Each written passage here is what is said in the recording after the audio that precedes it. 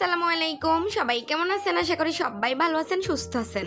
আমি মায়ানস মাম্মা স্বাগতম জানাচ্ছি আমার নতুন একটি রেসিপি দেখার জন্য। আর আমার আজকের রেসিপি হচ্ছে বুটের ডাল দিয়ে মাংস রান্না।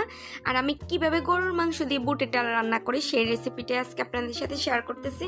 অবশ্যই আপনারা ভিডিওটা প্রথম থেকে শেষ পর্যন্ত না টেনে দেখার জন্য অনুরোধ রইল। চলেন মূল রান্নায় যাই। প্রথমে আমি এখানে 1 কেজি পরিমাণ গরুর মাংস নিয়েছি। আর আমি যেহেতু বুটের ডাল দিয়ে রান্না করব সেহেতু আমি একটু চর্বিযুক্ত মাংস নিয়েছি আর চর্বিওয়ালা মাংস নিয়েছি, যেহেতু একটু তেল বেশি দেখে বুঝছেন যে মোট তেল চর্বি হাড্ডি মিলে সব মিলে এখানে 1 কেজির মতো আমি মাংস নিয়েছি। এবার এক এক করে সবগুলো মশলা দিব। প্রথমে আমি এখানে দিব জিরার গুঁড়া, আমি 2 চামচ দিব জিরার গুঁড়া। প্রথমে দিয়ে দিলাম 1 চামচ, এরপর এখন আবার দিয়ে দিতেছি 1 চামচ। মোট এখানে 2 চামচ দিয়ে দিলাম জিরার গুঁড়া। আর এখানে ধনিয়ার গুঁড়া দিয়ে দিতেছি 1 চামচ পরিমাণ। আর হলুদের গুঁড়া দিব 1.5 চামচ, 1.5 চামচ দিয়ে দিলাম হলুদের গুঁড়া। এরপর আমি এখানে 1 চামচ দিব মরিচের গুঁড়া, লাল মরিচের গুঁড়া। এরপর আমি এখানে দিয়ে দিতেছি গরম মশলার গুঁড়া। আর পরে আমি আবার গরম মশলার গুঁড়া দিব। আর এখানে প্রথমে এখন আমি 1 চামচ দিতেছি, এখানে গোলমরিচও দেওয়া আছে। এরপর স্বাদ মতো দিয়ে দিতেছি লবণ, 1.5 চামচ দিয়ে দিতেছি রসুন বাটা। আর এখানে দিয়ে দিতেছি 1 চামচ আদা বাটা। এরপর আমি এখানে দিয়ে দিব এখন 2টা তেজপাতা মাঝখান থেকে ছিঁড়ে আমি ভালোভাবে ধুয়ে পরিষ্কার করে তারপর দিয়ে দিলাম। এই সব উপকরণগুলো দিয়ে মাংসগুলোকে ভালোভাবে মিশিয়ে নিচ্ছি যেন মশলাগুলো প্রতিটা মাংসের গায়ে গায়ে যায়। চুলার আঁচটা এখন পর্যন্ত মিডিয়াম লোয়ে আছে। আমি প্রায় 10-15 মিনিটের মতো মাংসগুলোকে এভাবেই রান্না করব যেন মাংসগুলো ভালোভাবে কষানো হয়, একদম শুকনা শুকনাভাবে। দেখে বুঝছেন যে এখানে 15 মিনিট পরে এই অবস্থা, মাংসগুলো ভালোভাবে কষানো হয়ে গেছে। এরপর আমি এখানে 1/2 কাপের মতো দিয়ে দিতেছি পেঁয়াজ কুচি।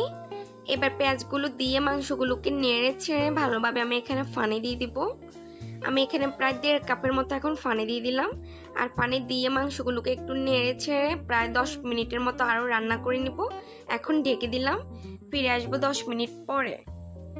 ফিরে আসলাম 10 মিনিট পর এই অবস্থা। এরপর আমি এখানে যে 1 কাপের মতো বুটের ডাল নিয়েছি আর সেই 1 কাপ বুটের ডাল আমি সবগুলো দিয়ে দিলাম। মাংসের সাথে যে যে পরিমাণ খাবে সে পরিমাণে দেওয়া যাবে। এরপর ডালগুলো দিয়ে মাংসগুলোকে আমি আরও 10 মিনিটের মতো রান্না করে নিয়েছি। মানে যখন এ পর্যায়ে চলে আসছে এখানে ডালগুলো 40 ভাগের মতো সিদ্ধ হয়েছে। আমি এখানে আরও পানি অ্যাড করব। এখানে আমি এখন আরও 1.5 কাপের মতো পানি দিব। আর চুলার আঁচটা একদম হাই করে রান্নাটা করতেছি। এরপর আমি একদম রান্নার 10 মিনিট আগে আমি এখানে আরও 1 চামচ গরম মশলার গুঁড়া দিয়ে দিলাম। এরপর এখানে আমি 5-6টার মতো কাঁচামরিচ দিয়ে দিলাম ফ্লেভারের জন্য।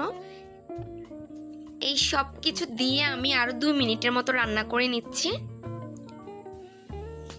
যখন মাংসগুলো ভালোভাবে সিদ্ধ হয়ে গেছে, ডালগুলো ভালোভাবে সিদ্ধ হয়ে গেছে, দেখে বুঝছেন যে একদম ঘন ঘন হয়ে গেছে, এই অবস্থা আমি এখন নামিয়ে নিব।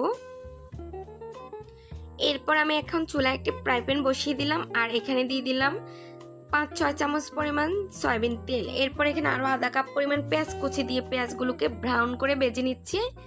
আর প্রথম থেকে আপনারা লক্ষ্য করছেন আমি কিন্তু তরকারিগুলোতে একদমই তেল দিই নাই। এরপর আমি এখন ভাগার দিয়ে দিলাম। এই তো এখন তেল তেল হবে, যেহেতু আমি তেলওয়ালা মাংস দিয়ে ডালটা রান্না করেছি তাই আমি আগে কোনো তেল অ্যাড করি নাই। আর এখন তেল দিয়ে ভাগার দিয়েছি। খুবই দেখতে খুব বাঙালি একটা ফ্লেভার আসে যখন এরকম একটা রান্না হয়। দেখে বুঝছেন যে তরকারিটা কতটা মজার হবে, দেখে বুঝছেন। আর আপনারা যদি ঝোল আরও খেতে চান পানি আরও একটু রাখবেন। আর আমার এই অবস্থায় ঠিক আছে। এই তো আমি এখন পরিবেশন করে নিতেছি। আর গরম গরম ভাতের সাথে এটা খেতে খুবই ভালো লাগবে। আর সবচেয়ে বেশি ভালো লাগবে রুটি বা পরোটার সাথে খেতে। আর এটা তো আমার ভীষণ প্রিয়, একদমই দেখে বুঝছেন যে কতটা লোভনীয় একটা খাবার। আর আপনাদের কাছে রেসিপিটা কেমন লাগছে অবশ্যই আমাকে কমেন্ট বক্সে জানাবেন। যারা আমার ফেসবুক পেজে দেখতেছেন তারা আমার পেজটি ফলো করবেন, লাইক কমেন্ট শেয়ার করবেন। আর যারা ইউটিউবে দেখতেছেন তারা অবশ্যই সাবস্ক্রাইব করবেন। আর আপনারা সবাই ভালো থাকবেন, আমার জন্য দোয়া করবেন। আল্লাহ হাফেজ।